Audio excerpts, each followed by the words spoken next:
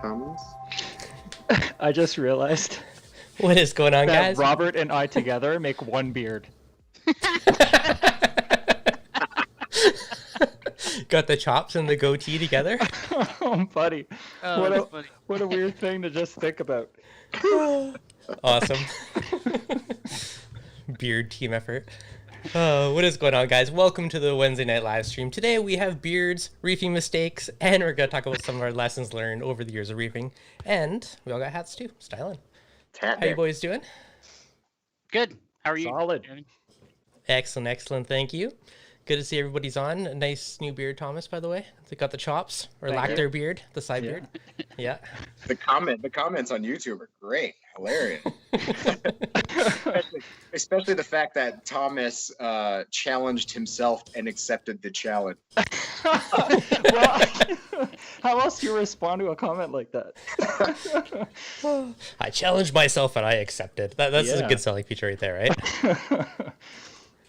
right? Awesome. Okay, now, I mean, there's a lot. Okay, so talking about reefing mistakes, there's obviously certain ones that everyone's done, like overflowing your ATO. Who hasn't done it? Who hasn't forgot about their RODI? Still. We should Still? tally how many times we have done it.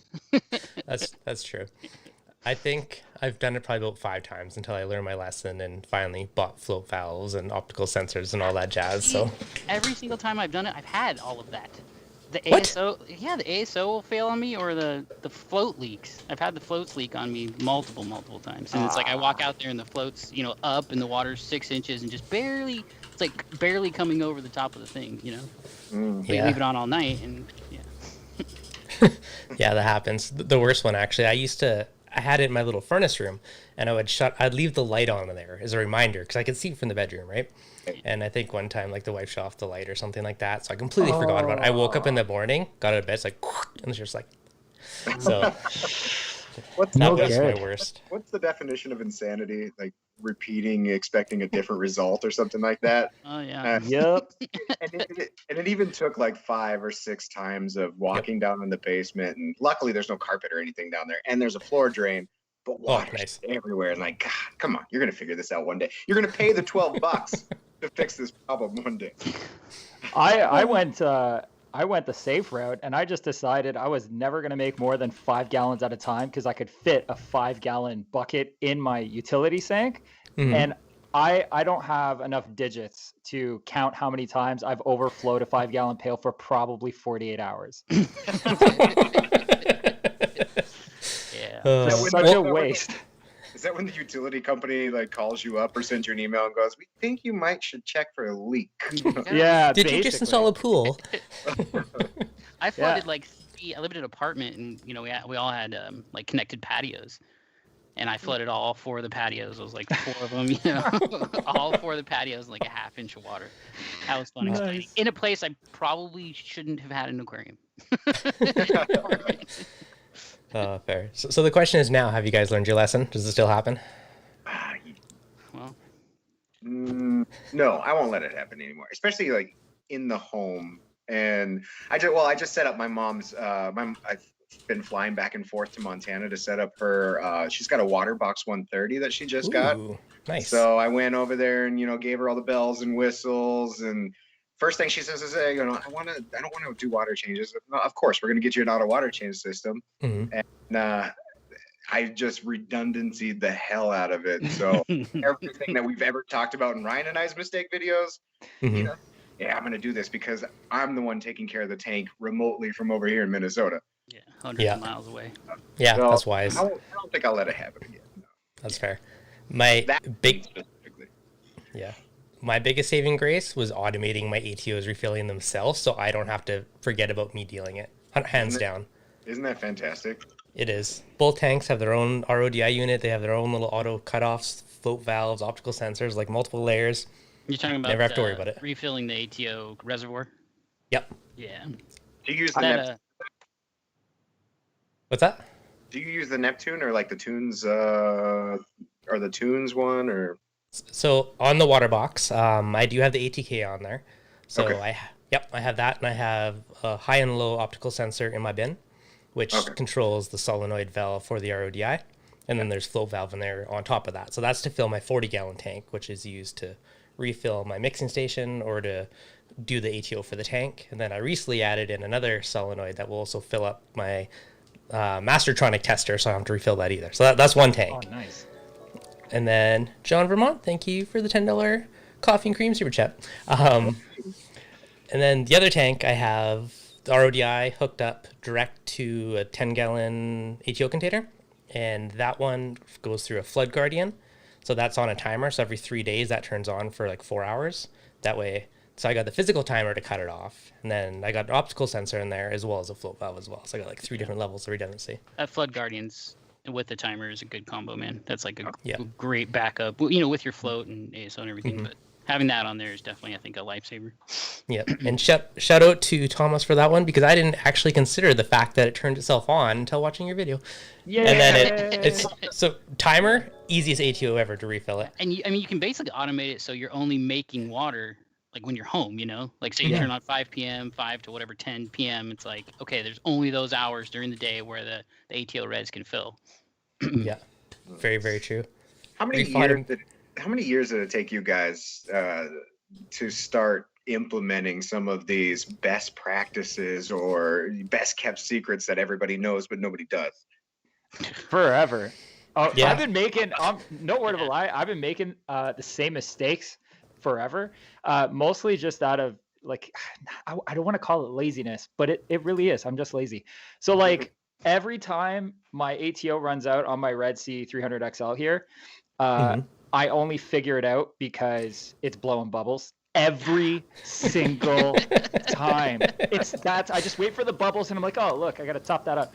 And then my 44-gallon brute container that I fill up with RO, I make sure to fill that up when I'm home so that nothing can go wrong. But I have it hooked up to the Aquatic Life Smart Buddy booster pump, which will shut it off with the float valve. So I got a float valve plumbed into it. But I also have a Flood Guardian, and I also have the Tunes RO controller. Yeah. Neither of which are hooked up right now, but they're both sitting right next to it. Like, just for good luck, I put them there, and I'm just too lazy to hook them up.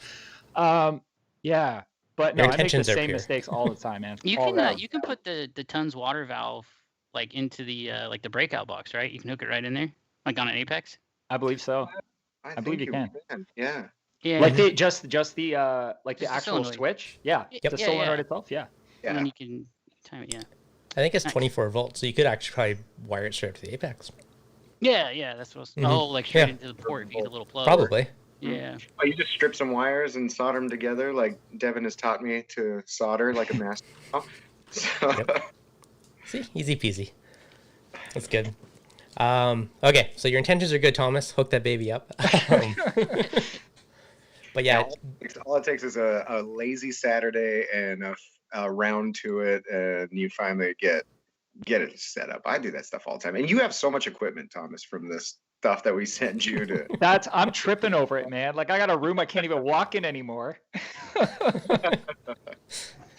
Just to pimp out your tank pile. Yeah. Yep. Okay, so what may or may not be a mistake, but what's the most like traumatic reefing thing that's happened that you're like, what's been your like one of those oh no moments for you guys? I can go. I got one picked out, but go, Robert. All right. Okay. Probably gluing too soon. So gluing PVC before I had any business gluing it. Yeah. Because I had it all together, it wouldn't fit, like the tank shifted or whatever. And I'm like, I'm excited. I want to put water in this thing like this weekend. And then, you got to cut it all out, go put new bulkheads in, like everything. I glued it into the bulkhead before, it was all cockeyed and messed up. I couldn't even hook the sump up to it. I even tried like cutting off where it would connect to the sump, like cutting off 12 inches and just making it work with like flex PVC. But the way like the angles there, it wasn't happening. So I literally had to rip 4 bulkheads out, replace them all in. That was a big bummer. Yeah. But was it normal pipe or did you go all fancy for that one too? It was just regular white PVC. Yeah. This is the first time I used colored PVC. With this tank here. Yeah. Fancy. If there's one thing I am absolutely the worst at, it's cutting the right size for any type of PVC plumbing. Can't do it. And I've built PVC racks before and different type of shapes and stuff, and it just comes out all wonky, no matter what. The secret's tough. unions. You can tough. just tweak it, adjust it a little bit. I don't know what the plumber's secret is. And then, you get that like thumb rule of that's how much you got to count for. No, I mess it up. Yeah. I've literally resorted to just like measuring the depth of every fitting with a measuring tape just to remind myself while I'm shoving everything together. I did like I bought the white PVC to test fit everything. So I had the the Schedule 80 fittings, and I had the blue pipe. And I'm far away from BRS, and I was like, I don't want to mess this up. So I got the white PVC and test fit it all, and it was perfect. And then so I'm like, all right, cut the blue pipe, and I bumped the tank. And that, I was terrified, dude. My heart sank. I was like, oh my God, did I do this again? And then I realized I bumped the tank because the way that the Innovative Marine APS stand is you can move it real easy because it has like the foam under there, and it's not 50 gallons, so it shifts. But yeah, that made my heart sink that weekend. It was not long ago. It was like a month and a half ago, and I did it. Would any of you guys still consider like soft plumbing, like just doing a soft plumbing tank? I would. Yeah?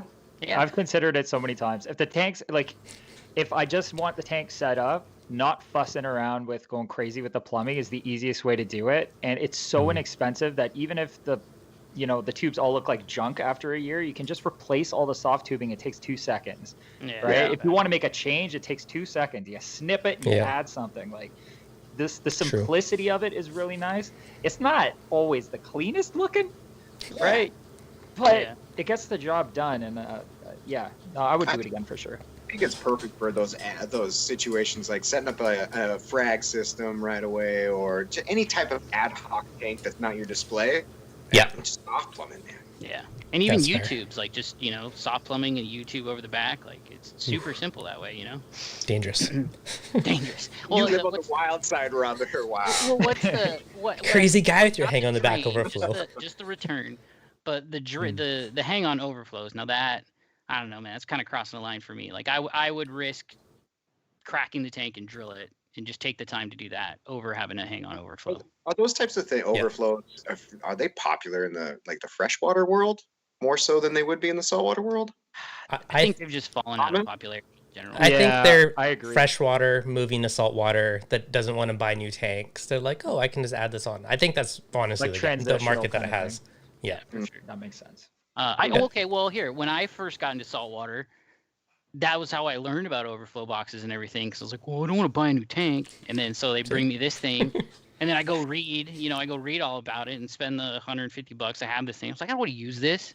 And so I went and for whatever, they charged $15 a hole to drill the hole at the fish stores. Like, well, you guys could have just told me you could have drilled my tank for me. But they wanted to sell me the CPR box. And then they drilled it for you after you already bought it? Yeah. they drilled it. And, anyway. That's the worst. And drilling a tank is so easy. I think honestly, like number one thing that people are the most afraid to do that is like so much easier than people think it's going to be. As long as it's not tempered. Well, obviously, yeah. Yeah. Don't drill a tempered tank. I've made it about 90% of the way through. And then as soon as you break through the other side, you get a surprise. Better. Yeah, we did. I did when I first was learning, I wanted to drill my own 40 breeder when I kind of got my second frag system. And so the first thing I did is I don't want to mess this up. So I went and found a whole bunch of old windows and doors that had windows and glass. And I just set them. I just started drilling glass. Like That's smart, man.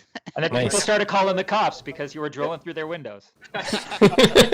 On your neighbor's house. Just practicing. We really need one of those like Mr. Gadget things where it's like, or you always see them on like cool action movies where it's just like a thing and a wire and you like turn it in a circle and it just pops right Mission out. Possible. Like I don't know. I'm sure Acme makes one.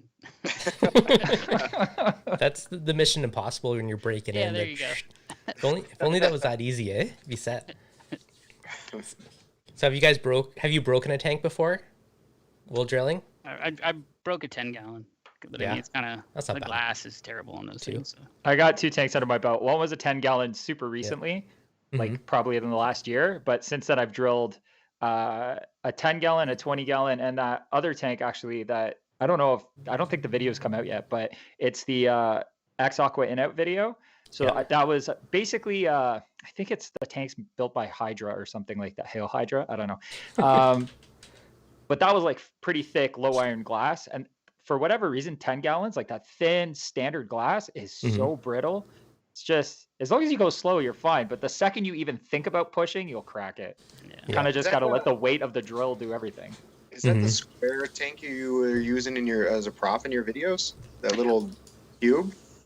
So the cubes, I haven't drilled, but I had a 10 gallon that I drilled, and then there's that really long, it was like 36 inch by 9 inches by 9 inches or something like that. Yeah, just a really long bookshelf aquarium, they call it, 12 gallon. Yeah, I've been lucky. All I've ever done was chip either the inside or probably the inside as I'm drilling from the outside in, and a bulkhead is fine.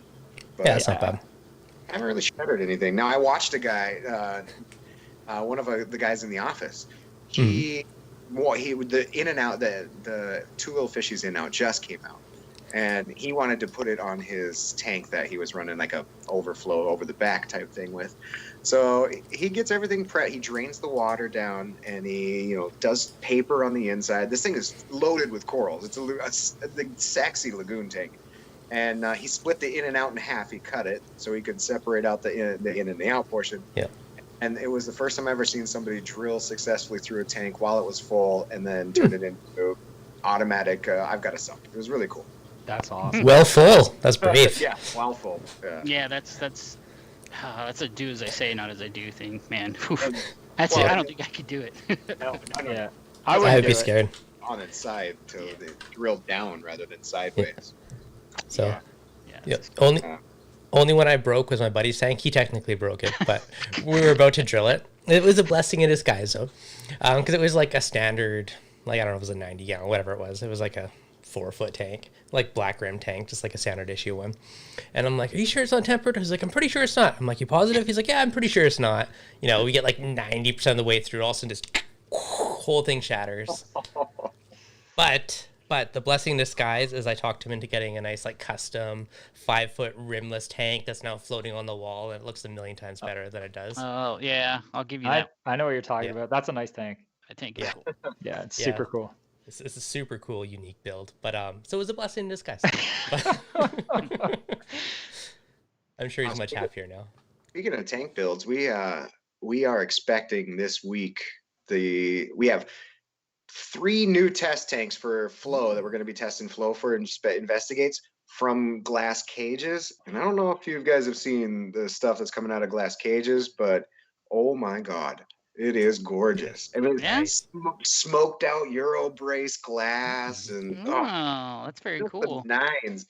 The only problem is they're not drilled, so it's not like you can make it a reef tank afterwards. But I've experienced drilling. You're good. You got this. Yeah. I've had a couple glass cages tanks. They used to deliver to trade shows, so you could like order a tank and then like we'll deliver it in November when we're there, so you don't have to pay the shipping and stuff. That was really cool. That's awesome. That was one of my first custom tanks was from them, and it was affordable. They've got new owners in the recent couple years, but they've rides in the tank, and they can turn tanks around so quick too. It's like 5 to 7 weeks. That's why we went through them. Yeah, that was good. Wow. To find That's these days. super fast. That's good to hear, Randy. That is good to hear. My custom ones have taken many months, so that's pretty good. Yeah, definitely. Yep. All right. So on terms of failing, common one, throwing this out there, GFO can strip your tank really quickly if you use too much. My early days of reefing, I've had a bunch of acros that bit the dust on me, and I realized I was starving them because I ran too much GFO, and I was basically stripped out the phosphates and was starving the corals. So I learned that lesson fairly early on, which I'm sure many have done. Yeah, I don't think I've starved them, but I've definitely dumped GFO dust and carbon dust in the tank. Yeah. From not rinsing. I've definitely done that. That's a good one.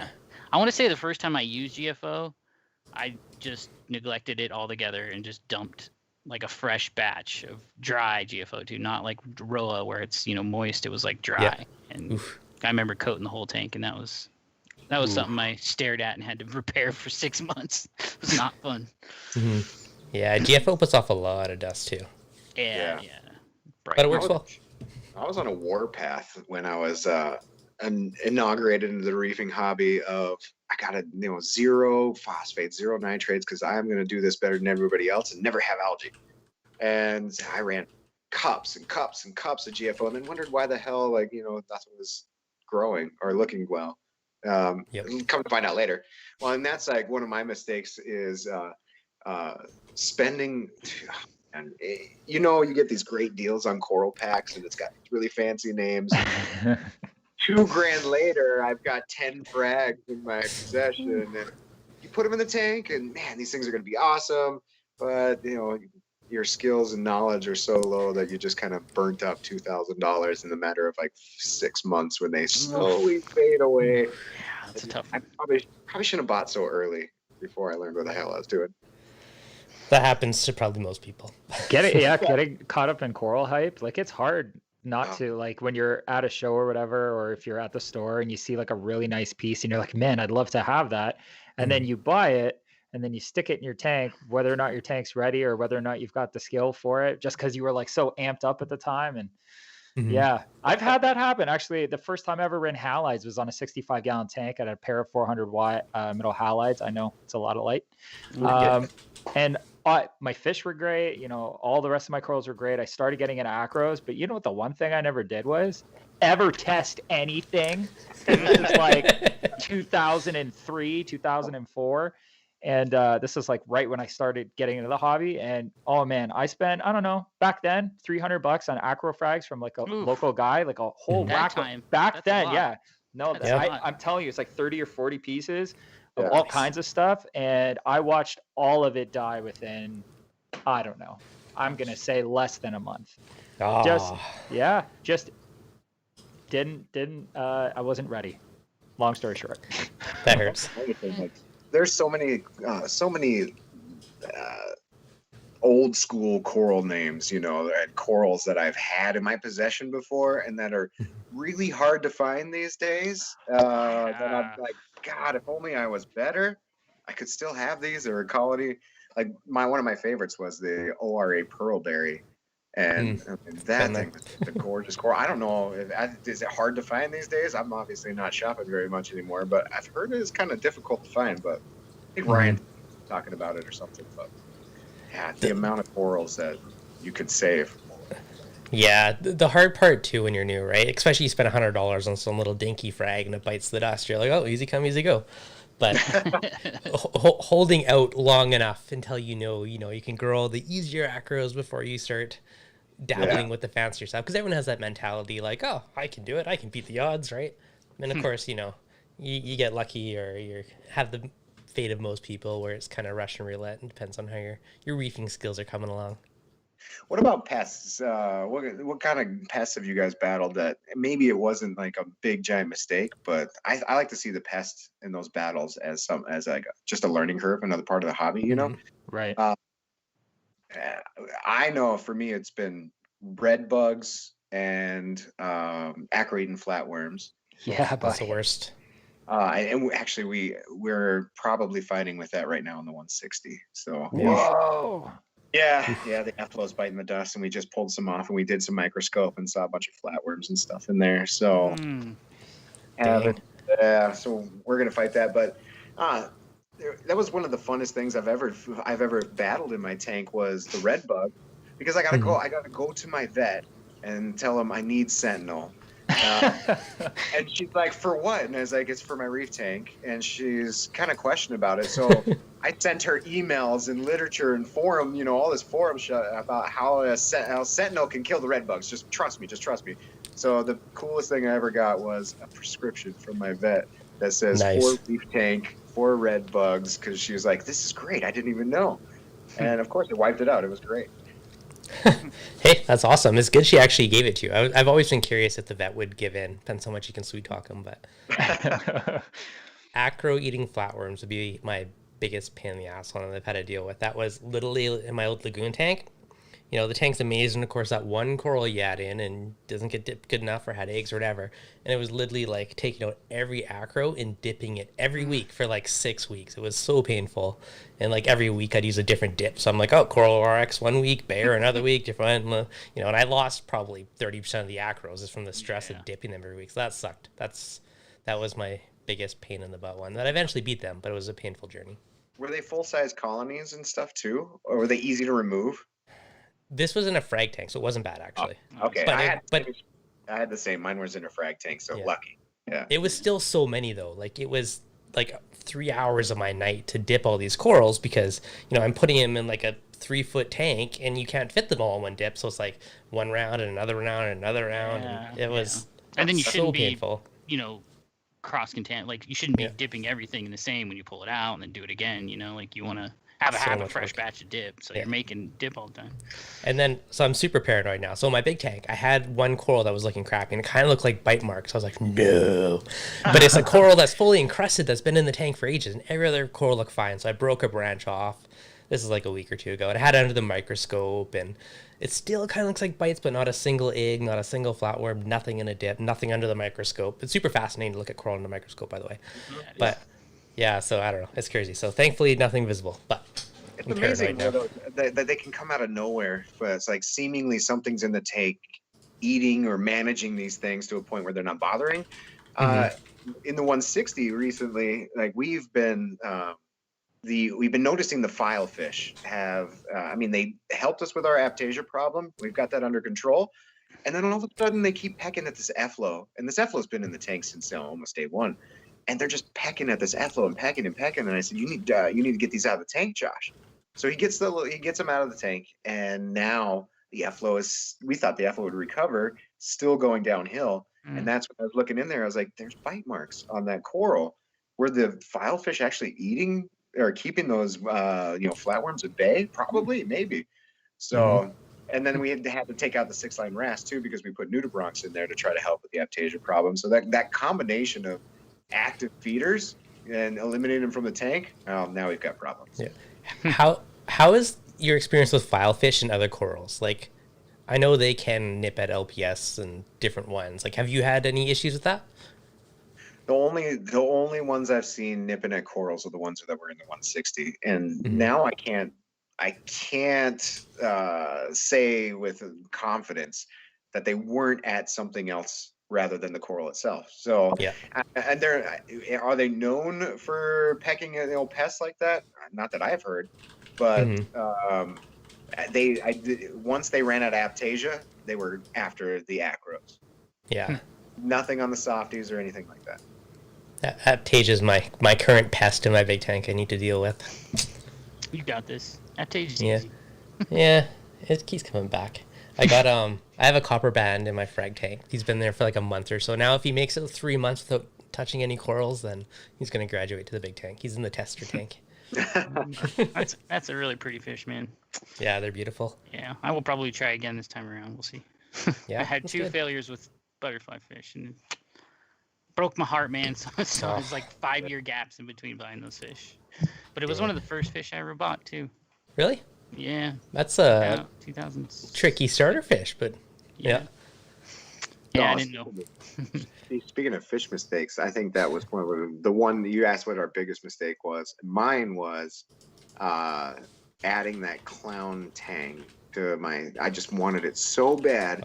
I had a brown, I had a powder brown, and I had a big, great looking naso, and I had, I had a sailfin, the Desargini, or however you say that. Desjardins, something like that.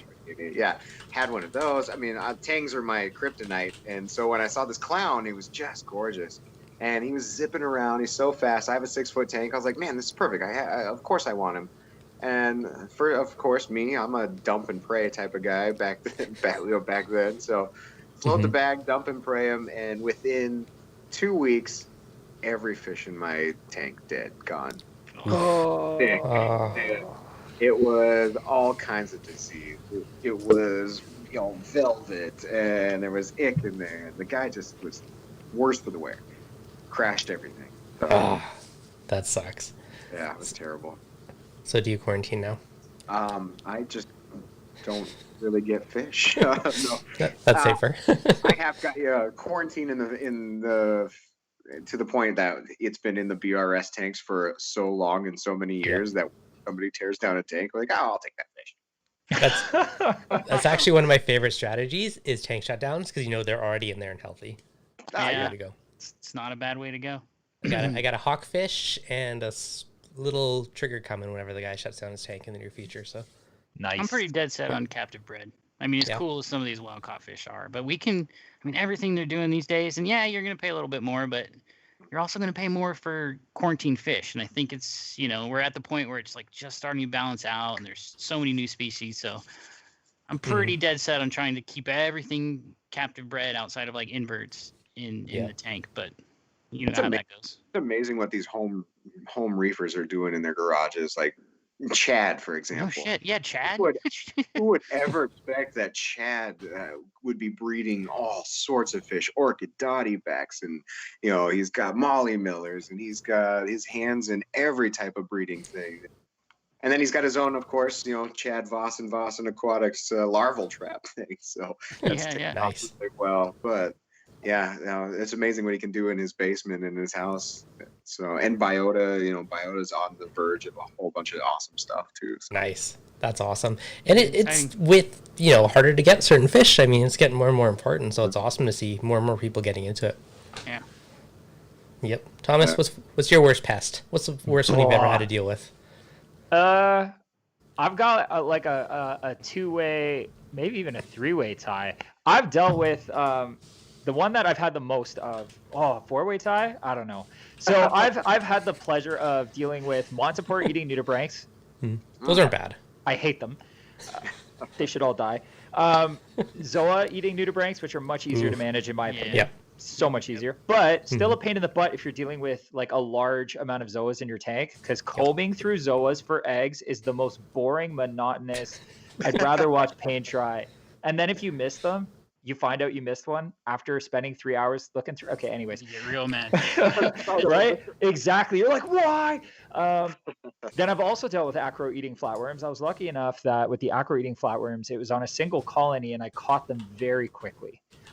Before it had spread to anything else in the tank, which I was surprised. But I just basically dipped that coral every single day until I didn't see them anymore, and nothing else in the tank ever got them. And I also had red bugs, but I dealt with them in a very similar way. I caught it super fast, and I must have gotten them out before anything happened. But those Monty eating nudies, I'm not even joking. I had bought maybe 4 or 5 different Montiporas, colonies, whatever, over the course of, I don't know, a year for a single tank. Every single one of them had Monty eating nudibranchs on it.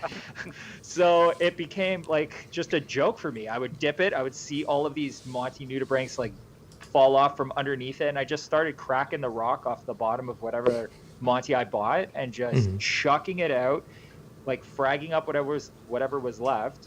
Yeah. And growing it out from that instead of keeping the whole thing. At one point, I had a big colony that had encrusted a rock, and there was no way to get it off easily. And I couldn't get the nudibranchs from out underneath because the colony kind of like arched over top, and there was just holes everywhere. So I just did a freshwater dip, and the Monty did not like that at all. It took like 3 months for it to recover. And portions of it just died, but I would say 80% of it survived. But if I don't ever recommend doing a freshwater dip on a coral, like it is really hard on them. But I was basically thinking to myself, I can break off like some of the edge of this and try to keep it, and then just deal with the rest of this colony. So that's what I did. You can literally, after doing a 4-second dip, the pigment is just flowing off of the coral with all of its mucus. Like, what kind of quick, Monties were they? There were all like special Monties, like caps. That one was like an orange cap that had some green fluorescent pigment. Never the cap. Never had them on a cap.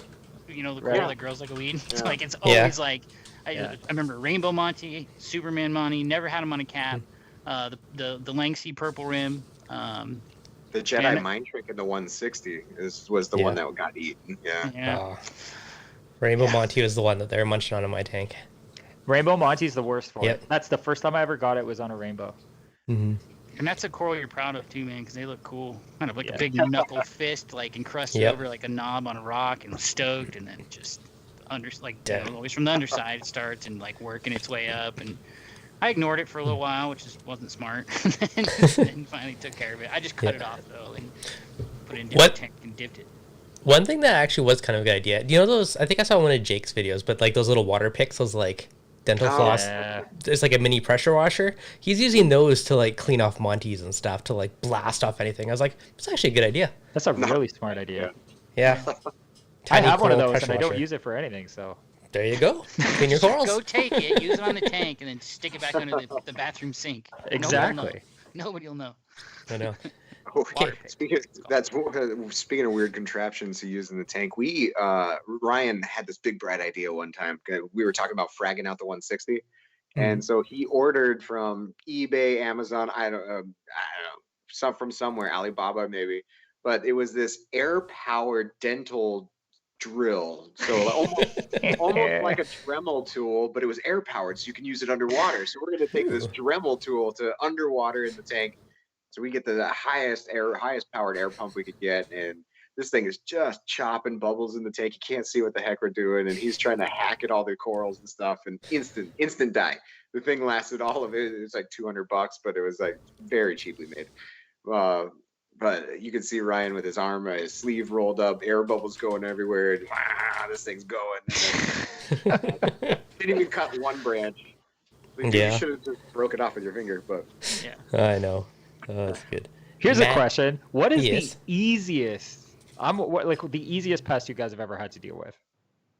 Like if you have it in the tank, you find it, you're just like, oh, no big deal. Like I don't care. For me, it's sundial snails. Oh, really? Yeah, I I don't know what if those I've are. ever like found them. If I did have them, I just said I wouldn't say added to it, but I would say the Zoa, like spiders and Zoa nudibranchs. Like I effectively got rid of those multiple times by just picking them off with forceps. Now, it takes a while. 2 weeks every day, just hunting them down, going at night, and they're gone. The thing I noticed a trick with that is you gotta look at it. Like you have to know what it looks like. It looks like the Zoa that it's on, but it has little things on the back. It kind of looks like you would never think it looks like that. If it's not only takes on the color of the coral, but it's like looks like Sonic the Hedgehog or something. It's like got these spikes coming off his back, and then once you know what it looks like, it's like bingo. You can't unsee it. Yeah, real easy. Yeah. Easiest, I would say, probably actually the Monty ones, because for me, like I got rid of them within a week or two because they only came out at night. So literally every morning, they always come on the one Monty, so I go take a water change hose and I just suck them out every morning until they're gone. I added a small yellow chorus, and then after about a week of sucking them out, I just never saw them again. Awesome. People don't get enough credit to like physical removal. Yeah. Like, even with algae, like pull it out of the tank. Like you don't want to just leave it there. Like gotta clean it out, man. Like it's just gonna keep proliferating. Bug wise for me, in my personal tanks, I'd have to say like the red bugs was super easy. Once you got the right medication and dose it for a couple weeks, I mean, it's just gone. If we're talking algae as pests, Bryopsis is one of the easiest to get rid of now that we have fluconazole. Oh, yeah, exactly. I dosed them yesterday to my frag tank. It's only us that would have, little bags of white powder. It's like, no, trust me, it's for my tank. Oh my gosh, that reminds me. Okay, so one time I got pulled over because I was lost in my friend's neighborhood. That sounds weird, but I kept making turns on streets, not able to get out, and a cop finally pulled me over, and they're like, "Hey, like, what are you doing?" I'm like, "I'm not used to this area. I'm just trying to get out of here." And I didn't have a GPS at the time, but what I did have in my cup holder was a little glass vial of white powder. It was medication for my aquarium that I had gotten from a local store. They gave me some Furan 2 or something like that, but it was white. And the first thing is, cop's like, "What's that?" Uh-oh. So I explained what it was, and it turned into this awesome conversation about aquariums because it turns out the cop was also into fish tanks. Oh, So nice. that totally saved me. I didn't have to go into a deep explanation of it or have it sent off to a lab. Like totally took your word for it? Oh yeah. As soon as I started talking about tanks and stuff, he's like, "Oh, that makes sense. I have African cichlids." I'm like, "Awesome." The polyplat awesome. medic comes in a vial with a Yeah. like a tiny little vial, and I don't know if it's a powder. I've never opened it, but yeah, pretty sure it comes in a little vial. Nice. The most, I don't know. Flatworms was a pain in the arse. I don't know. Aptasia's my current pest because it just keeps it's just there. You kill a bunch, and a month later they're there again. Oh my snails gosh. my arch nemesis. They're the secret worst. Dude, you talk about like it's slow death. It's not like immediate death like any of these. Oh, I'm just gonna eat you. No, it's like I'm gonna choke you out of house and home and multiply, like just take over every inch of space and slime everything. Like you can't feed the tank without it turning into a mucus party. Oh yeah. Man, I hated those. Have you seen the people's plumbing that just gets chock full of critters and things like that? Of like, oh, well, okay. So the sickest thing I've actually, now that we're on that, have you guys seen the video of somebody opening one of their bulkheads or coming out of the bottom of their bulkheads and it's pouring bristleworms down? Oh, it's like dripping, right? Oh, I have seen that. Oh, yeah. It's the sickest thing in the world. That one. Oh. And they're not that hard to get rid of, I don't think, too. But until they become an infestation like that, holy cow. The video that got me was remember that like 6 foot long one? Maybe it was longer than that. It was like just giant, and the other guy just kept pulling it out of the rock and it was huge. Vomit worm? It was all said and done. No, it was a bristleworm. It was some kind of bristleworm, but it was just giant. Gosh. Man. So that brings up that my dream tank is, Ryan keeps talking about, the Tampa Bay rock that you used to be able to get. I want to order this rock and I want all the pests. I just want to sit there and it's a visual Pest learning and see what we get. It's like a scratch off ticket or something. Like, oh man, I got a mantis shrimp. Yes. Yeah. That's what I was thinking too. Is mantis. I've seen those come on rocks and pistol shrimps. Yeah, I've gotten so many. That'd be another thing to test too. Is like that not proven theory, but everybody's fear about mantis shrimp breaking your glass and just finding ways to aggravate them until they keep smacking your glass at different thicknesses and see if they break the tank. I don't know. Okay, so not a glass tank, but I was at Reef Wholesale, and they had one in a tank, and it was in like a plastic one, and there was a legit nice big crack in that tank. But at the same time, he'd also like hand feed a little guy, which seems super sketchy. But it was really cool to see. I've caught them off the coast in SoCal. Like pulled them up off the bottom of the ocean, ate them. I mean, it was bycatch, so to speak. But I was stoked when I saw it and I ate it. That's pretty good. cool. Tastes like shrimp. Yep. Okay, Remarkable Reefs, 49 super chat, thank you. BRSTV in the house, New Red Sea Peninsula, 650 here in wet. Looking to add a bunch of tangs. What do you guys think? All at once or one by one? Personally, I've had better success adding them all at once because you don't have one that has this predefined territory and going to bully the rest. Now, if it's a brand new tank, you might not want to add them all right away. But I find if you can add tangs when they're smaller and at the same time, there seems to be less aggression, in my experience. So if I was going to add multiple tangs, and I was worried about adding them all at once, like maybe I couldn't add them all at once.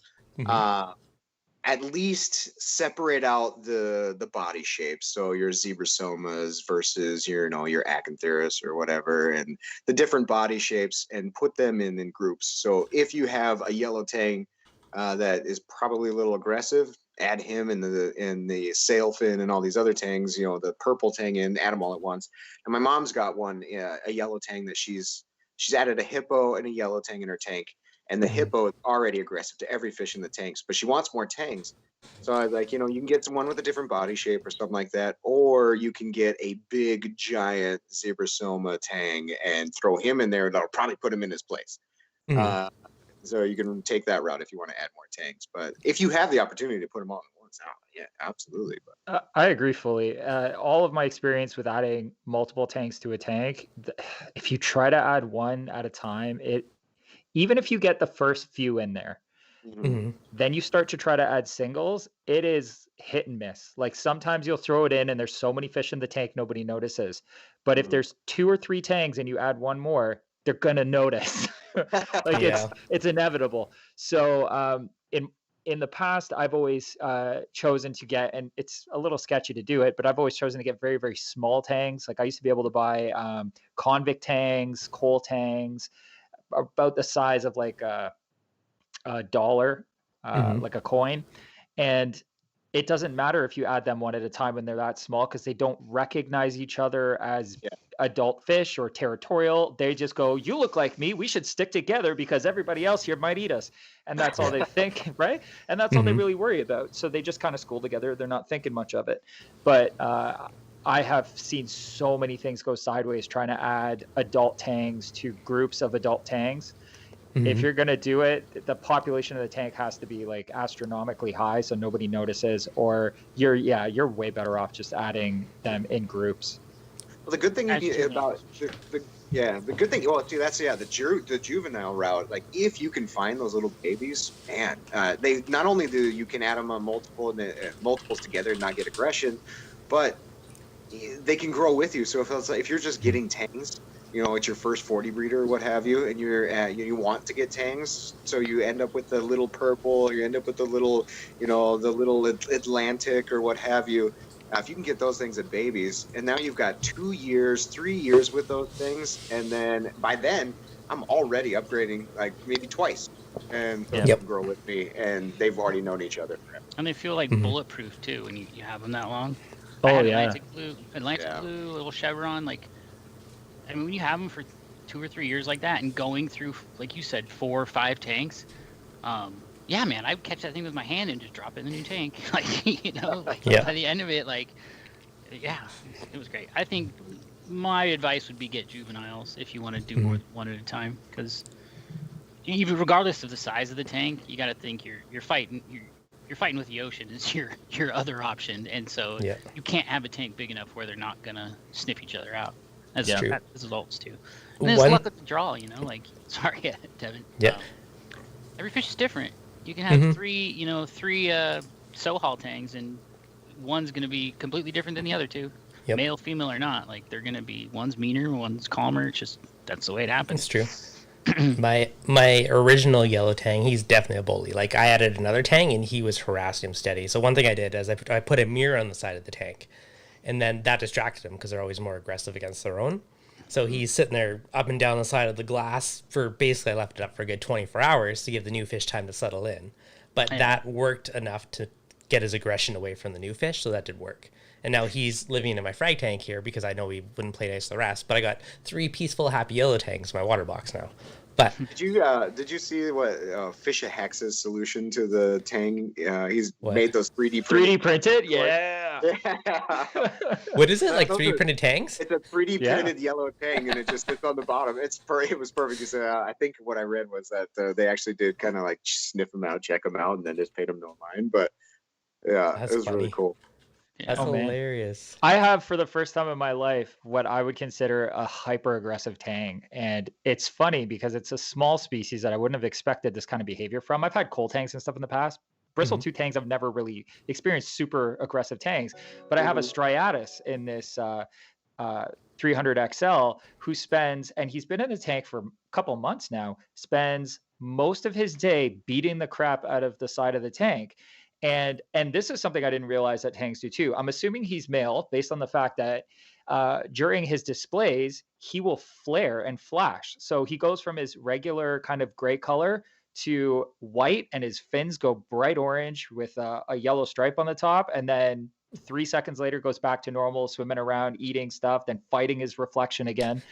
But yeah, I've never experienced like an adult tang just going all out all the time trying to display and show signs of aggression to his reflection.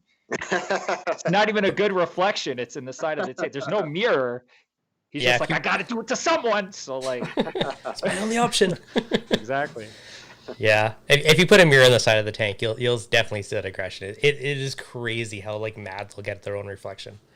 So it's a good distraction, at least. I can imagine. So it like follows them everywhere. Like, you kind of get mad if somebody looks like he's on your ass 24/7. Aggressive or not, you're gonna turn around and sock this kid. Go to Robert's house, all the mirrors are broken.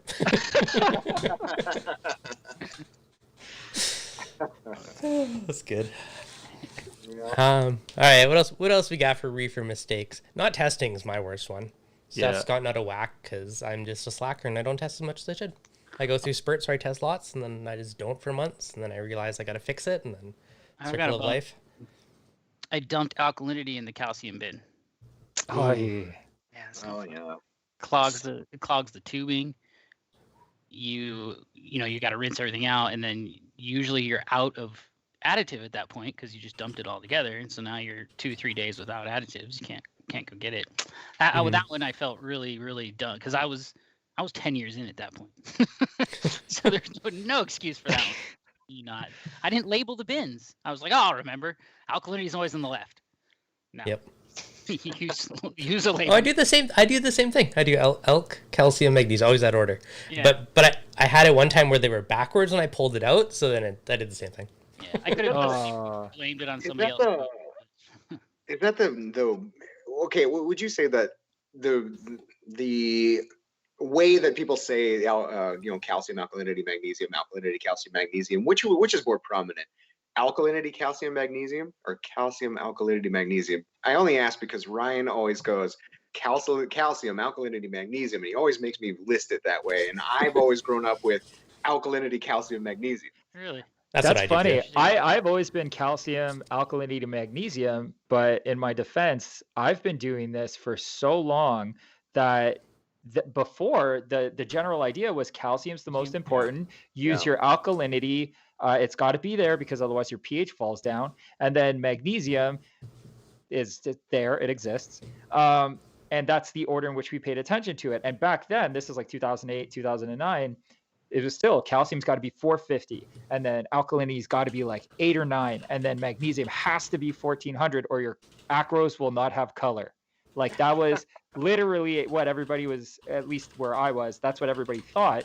But I think as things have progressed and we start to realize that alkalinity is really the limiting factor here, and then calcium, as long as it's within a respectable range and in balance with alkalinity, you're fine. And then magnesium, I mean, the range is so wide for magnesium that as long as it's not super low or stupid high, you don't really have to worry.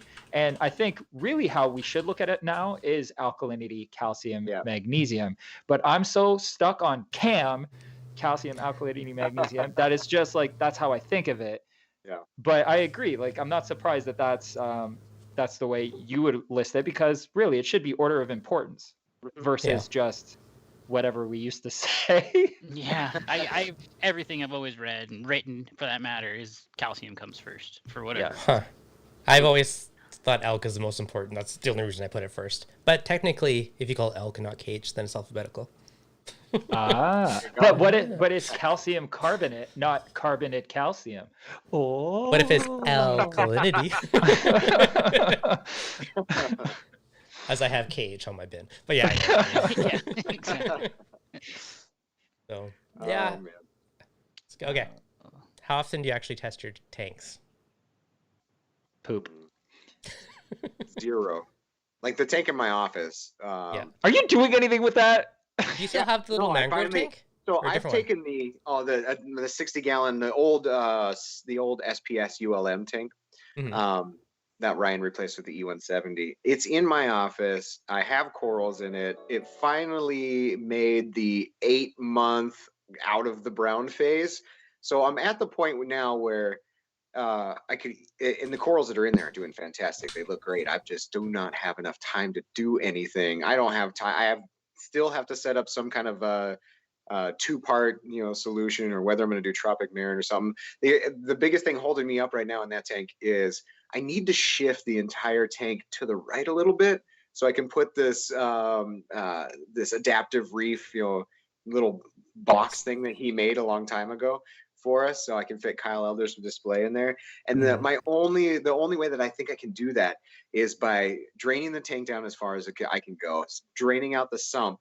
And then I was thinking about taking a floor jack for your car, laying it on its side, and putting a block of wood across the base of the tank, and then just jacking the thing across the carpet just ever so.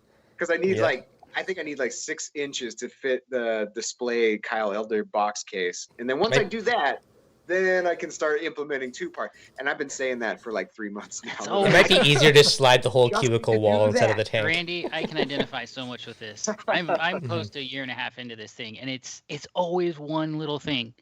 It's always one little thing. Right now, so I bleached my rock. I was gonna build aquascape, and then polar vortex came and it froze the rock bin. So now it's like, all right, so let's let this thing, thaw out. And then the other one is I don't want to run my my RO lines across the basement through all the insulation. I'm like not looking forward to that, but I have to do it. And I told myself, we're not building this tank without auto water change. And so I got to run these. It is worth it. 100% I know, worth it. But it's just little things like that will hold you up. And it's like, it's kind of silly when you're with all your dudes and you're talking about it. It's like, God, really? Is it that big of a deal, man? Just do it. Just do it. Yeah. But the difference, like when I had my little nano, like I used to be really good and do like a 5 or 10 gallon a week water change. Since I set my water change, my frag tank has had 2 water changes since I set it up. Or my big tank gets a little tiny one every day. So just like the level of consistency is night and day. Makes a big difference. Okay, question. Remarkable Reefs, thank you for the $4.99 super chat. Asking about thoughts on Ati Stratum. I have not touched or used that one yet. So he's thinking about 3 of them for full coverage on the new peninsula. It's a cool looking light. We get this one in the comments all the time. Yeah. When are you guys going to test it? When are you guys going to test it? And I think when we first got our hands on it, and I have to go look at the data because it's Brent that does all the like physical testing and whatnot. But I think he did a preliminary like mounting height based off of, the way that our 15% spill outside the tank. He also did like a preliminary par numbers in the 36 points at like the top 6 inches of the tank. But we just sat down yesterday to redevelop the BRS investigates light testing and the way that we're going to approach it, so that it's not Randy sitting up there going, and the par numbers at here are like 108 out of 96% and 6 inches, and God, it's so boring. So Ryan and I are developing a new test. It's kind of this mix of some of the old tests, but kind of a mix of some of the new tests, like where we cover shadowing and stuff like that. And once we get that process down, we shot today a BRS TV investigates that's more on the light side, where it's Ryan and I sitting in front of, we have the shared monitor between us, and we have a little slideshow, and we just talk to each other about the investigates data. And so that's kind of the new style for the investigates, is just him and I talking. Nice. So when the light testing comes out, we will have that same kind of format. So you'll get like, okay, so what do I do with this information rather than just spitting numbers at me? And so when we start that, we'll get back on the Straton. We'll eventually probably, of course, get the Sky that is coming, and we'll also get a whole bunch of lights that have been neglected. But it's a process. I mean, we focus on things for like 6 months before we can get back to what we were doing. So yeah, nice. But it's all coming one day. I like what the Straton looks like, and I like what the way it looked on the tank. And it seems more like, I mean, there's lights that you can compare it to that are a similar shape and style. And given what the output of it is and the usable spectrum, so not a ton of white, it's probably going to play to the Straton's success. Nice. So. It looks sleek anyways. Yeah, I was going to say, it's slick looking, man. It is. You talk about contemporary looking. Oh, that thin, super thin. Yeah, man, yeah. I love it. Yeah, nice. Excellent. I see that question asked all the time, so it'll be interesting to see. I've been bugging for a while. I want to do a spotlight on it, just because I have a soft spot for lighting and I want to see everything. I want to play with everything. Yeah, I'll make sure we send you one if you want to do it before we do any testing on it. Hey, if I will not say no. Don't tease me. Thomas is like, it requires 2 to cover my tank. Oh man, if truth be told, I think my biggest failure at this point is I've been dinking around way too much with different equipment, because I'm obsessed with testing new things. I love playing with gear. I'm a gearhead, just like Randy and right, Robert. I'm sure you are too. Devin, I know you are. But I want to play with everything. I want to try everything, and I'm so obsessed with the gear. It's like I gotta just stick to like pick something and just run with it instead of playing with everything and switching things out and constantly creating this like chaos. So I'm changing my light again, is what I'm saying. But I To the don't stratum that's going to be in the mail soon. I'm gonna. It was a tough decision to make, but I was convinced. I'm not gonna get into what it is. I'm sure people are gonna see it sooner rather than later. But yeah, I'm gonna be swapping some stuff out on my lighting. But yeah, I also want to play with the Stratum. I personally felt, I'll say it out loud because I don't care. I got no affiliations. I kind of am hoping that the Stratum is going to be what I felt like the Philips Coral Care could have been. Yeah. And I love the Coral Care. I think it's an awesome light. And I personally don't mind that it's whiter. I like whiter looking tanks. I miss the metal halide look. I miss corals having the pigmentation that isn't fluorescent as well. I think fish look better under whiter light personally. So I really like the Philips. The one thing I really don't like about the Philips is I can barely lift it. Right? So no, it's just a really heavy light because they put the power supplies inside of it. But I mean, even the controls and stuff I don't mind. I think it's a good light, and I think they really nailed it in terms of that flat even coverage. But I feel like the Stratum is what the Philips Coral Care, what a lot of people probably wish the Coral Care was. The trickiest bit with the Coral Care is mounting it because it's big and it's heavy. That's like if you have a canopy, not a big deal, but like a rimless tank, it's tricky to mount. It's one of the biggest things. There are XHOs. There's an XHO add-on kit for the Coral Care. So if anybody out there already has one and they want to put some more punchy blue so that they can, raise the intensity up, there is an add-on kit for it that I think exists. I don't know if we carry it yet, but I don't think so. But we should get on Jason and do that. Yeah. No, I think that's exactly what that would change the way that I feel about it for sure. Yeah, I agree. Like it has good spread, but I feel it is a little warmer for most reefers, so I think adding those on would make a big difference for it. Huge. Put it more to the sweet spot. Yeah. Exactly. Okay, couple questions at home. Do you guys have tanks at home? Thomas, I know you do. The studio's in the basement, so. Yep, you definitely. I don't, but this is not my permanent. This is a temporary home. There's no reason for me to set up a tank when I've got 50 or plus of them at the office, and I'm not going to be in this home for any more than 4 more months. So. They're kicking you out? Yeah, I'm kicking myself out. I'm ready for that. I need a yard. I need a bigger garage because I need to work on my toys and vehicles and stuff. So nice. Nice. That'll be sweet. I'm building one. And I do have one. Robert's got one. Yeah.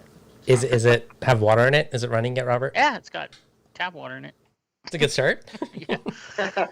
And I'm getting there, man. I'm doing the aquascape, but I gotta actually. So here's the thing with the aquascape. I've been trying to make the time to do it, but then I got a call today from Reefrax, and he's trying to build custom ones. So he wants to do like a rock epoxy hybrid. I'm just like, I don't know. It was really hard to say no. So I don't know. We may end up with just doing that, and that would be a step in the right direction. I'll probably get it together faster if I let him do it for me.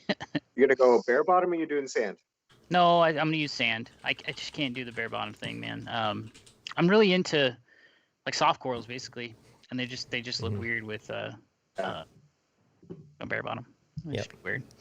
I'm also like way into sort of like minimalist scapes, I guess. Like I'd be happy with 2 rocks and tall coral. Like 100%. Yeah, like I can make it look good with a coral. I think is where the secret is. Yeah. Okay, so Robert, you're on team sand. Thomas, how about you? Sand or bare bottom? I tried a bare bottom. Bag of sand in it. I didn't even get that far with it. So unfortunately, I don't know if you guys remember Dorian. So Dorian visited our place, and we had a massive power outage, and the basement flooded. So I had a tank that I had set up. I bent PVC. Like I had put so much effort into this nano system. It was like a 50-ish gallon tank maybe. And the stand and everything got ruined, so I ended up tearing it down. But I had made the conscious decision that I was going to fill it up and let it run with just rock bare bottom, because I had seen everything that had gone on with like the BRS investigates and stuff. So I was like, all right, this is before I was on team BRS.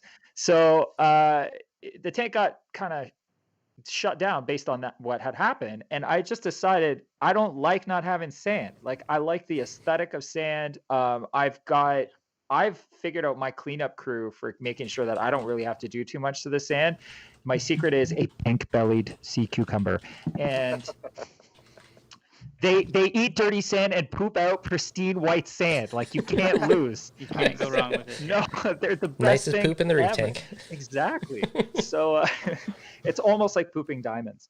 But I just can't do it.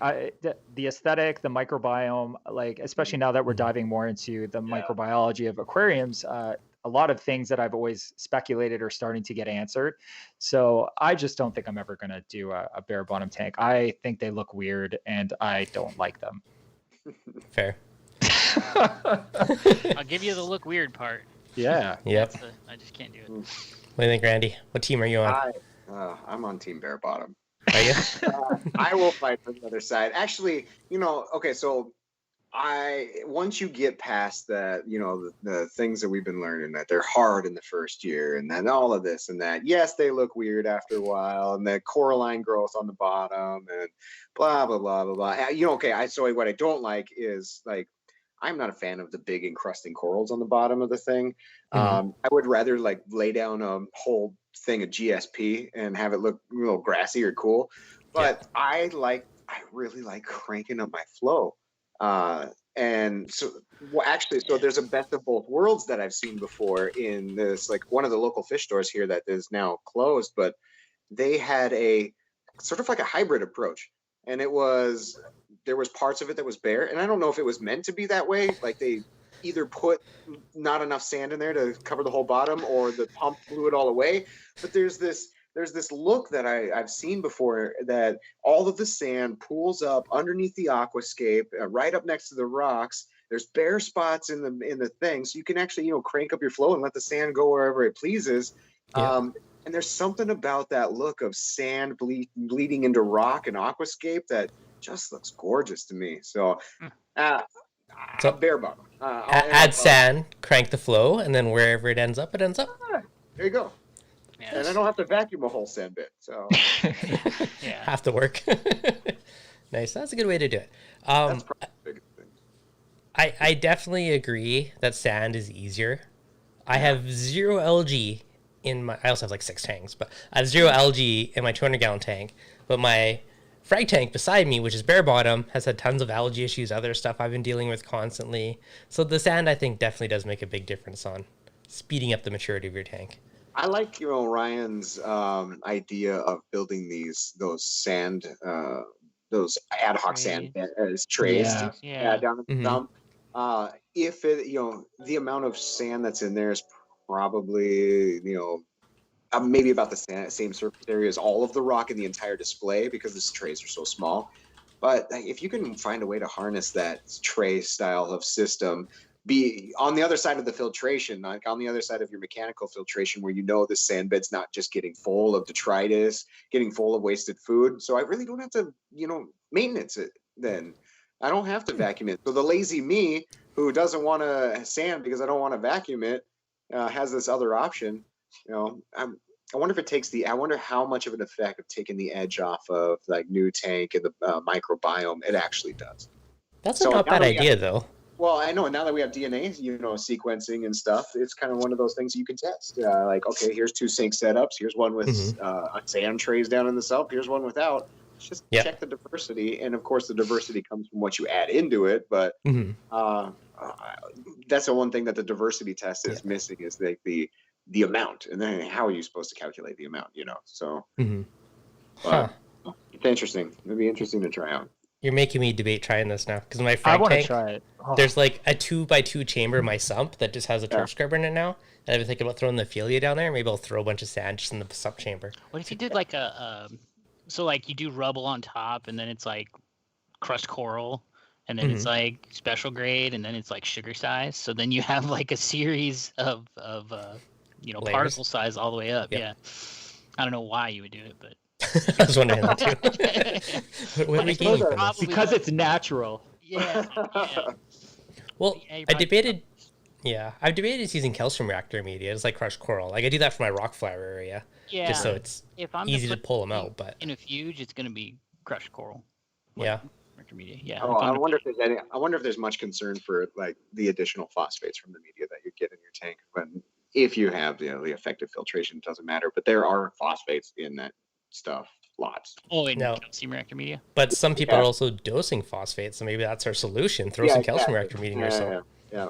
Actually, that's one that we're testing in as we speak. We set that test up again because a long time ago I did some calcium reactor media testing and alkalinity and saturation points, flow rates, and stuff like that. So we actually changed over because we don't have too little fishies on the site right now. So it's just kind of hard to get. So we switched the 160 over to the Trident media. So it's like calcite, it's calcite marble or what have you.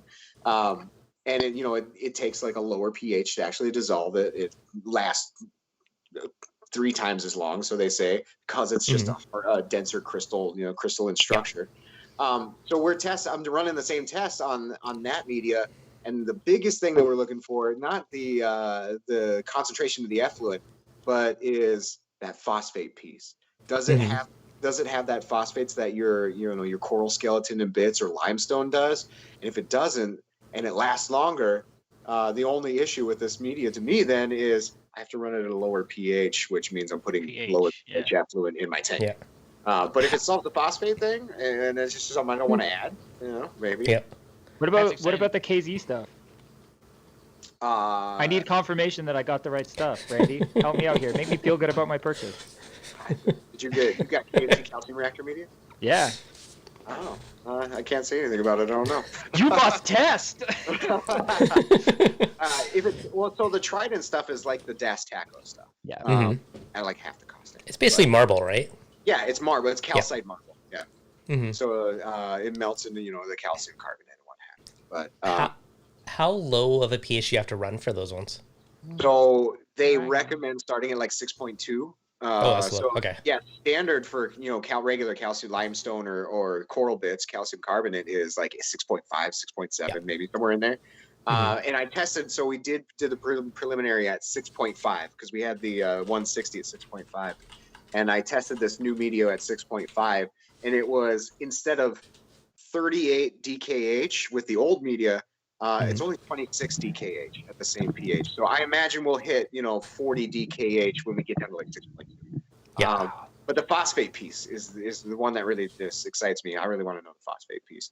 And we found out yesterday. We found out yesterday that the phosphate tests that we've been doing, or that our maintenance guy's been doing over the last few months, haven't been accurate because he somehow got nitrate reagents for his phosphate checker, and it was throwing some weird numbers out. So now that we have the right reagent for the HANA checker, we're finding that the 160 is actually at like 0.2 something phosphate.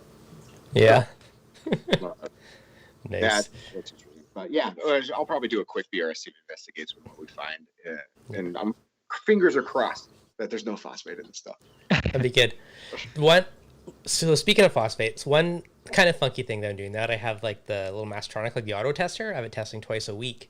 So I've been tuning my reactor flow based off my phosphates. I'm like, the little high, open that valve a smidge more and tuning how much flow through the reactor to kind of get your phosphates dialed in, which is kind of a cool little side thing that I've realized I've started to do the last week or two. Is it working? Yeah. Because at first when I'd added like high capacity GFO and some Royal Phos, I had the special blend in there, and then it dropped at like 0.9 in like a day. I'm like, too fast. So I turned my flow way down my reactor, and now it's just kind of hovering right around 0.1-ish, but slowly downwintering. I mean, you could use that same mentality to dial in your refugium and extend or do the lights and adjust the lights, and adjust your roller mat and how much it takes out, how quickly it takes out. Turf scrubber too. I mean, that's what generally recommendation with the turf scrubber is, not only lights but flow is important. Yep. Interesting. Yep. So many cool ways once you can test on a consistent, precise basis to dial in all these little things, which is kind of fun. So I've been starting to dabble with more lately, just little tweaks based and seeing the results, how it changes. Have you run a myriad of like a battery of other phosphate tests to just kind of see the comparison across them. Now, of course, they're all not created equal, and you're not testing against standard, but mainly just tested against the Hannah. It's kind of like my spot check against it, and it's been pretty relatively close in my couple checks. So yeah, good. Yeah, I have faith in the precision of it. Might need to I want to automate all my testing. Yes. It's the way to go. If I don't, can never go back. Well, I've got the Trident running, and I have been super safe. Like I've never had a controller before, the Neptune Systems controller. So having like pH, calcium, alkalinity, magnesium constantly tested and just mapped out, so I could just look at a screen and be like, okay, I know where I'm at. It is so nice. I used to have to like test my Red Sea stuff, and if things were going well, I would do it like maybe twice a week, maybe. Yeah.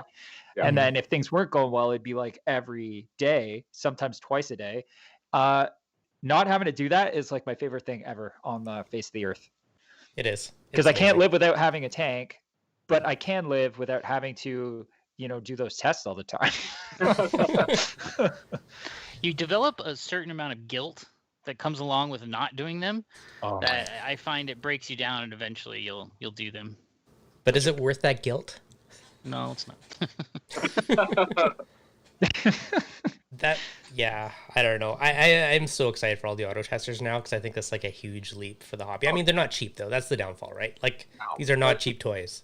But Eventually, as more enter the market and more, get refined, the price will eventually drive down. So, I think it's fantastic. I can't wait for more testing, and I can't wait for an actual like nitrate tester to some degree of some sorts. I don't know, but Hannah put out theirs, and it's great and all.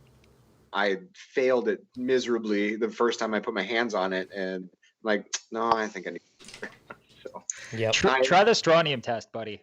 Try that. I'm serious. That if you want to see whether or not you can perform a test accurately, to get that reef status strontium, even if you don't need to test strontium, just to torture yourself. Same with nitrate. That's why I never tested it, because you got to leave for 10 minutes. You're like in 20 minutes to do a nitrate test. So I don't know if it'll focus, but automating that baby is just so nice. Oh, that's baller.